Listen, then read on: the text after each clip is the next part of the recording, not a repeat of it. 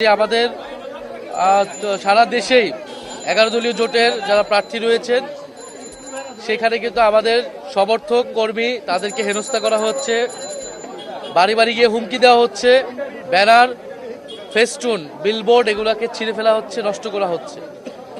এবং বিভিন্ন জায়গায় যারা ফ্যাসিস্ট সন্ত্রাসী রয়েছিল, যারা মামলার আসামি, তাদেরকে কিন্তু এলাকায় ঢুকানো হচ্ছে এবং এক ধরনের সন্ত্রাস তৈরি করা হচ্ছে, আতঙ্ক তৈরি করা হচ্ছে। কিন্তু আমরা তারপরও আশাবাদী, কারণ সাধারণ মানুষ আমাদের পক্ষে আছে, তারা নিরপেক্ষ সুষ্ঠু নির্বাচন চায় এবং পরিবর্তনের পক্ষে ভোট দিতে চায়। এবং 11 দল এখন পরিবর্তনের ঐক্য হিসেবে, পরিবর্তনের প্রতীক হিসেবে আবির্ভূত হয়েছে। 12 তারিখের নির্বাচন নিয়ে কোনো শঙ্কাটা একটু বলবেন?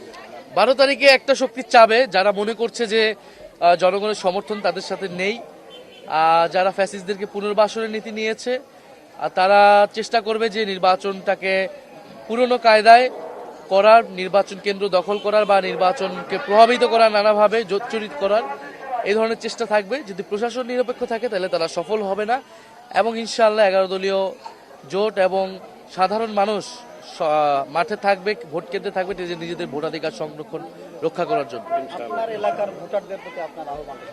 আমার এলাকার ভোটারদের প্রতি আহ্বান এটাই যে 16 বছর পরে একটি সুষ্ঠু নির্বাচনের সম্ভাবনা তৈরি হয়েছে।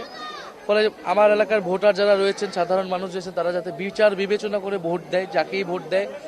এবং আমি যেহেতু এই এলাকার সন্তান, তাদের সংস্কারের সেই প্রতিশ্রুতি আমার রয়েছে। আমি এর আগেও দেশের জন্য কাজ করেছি।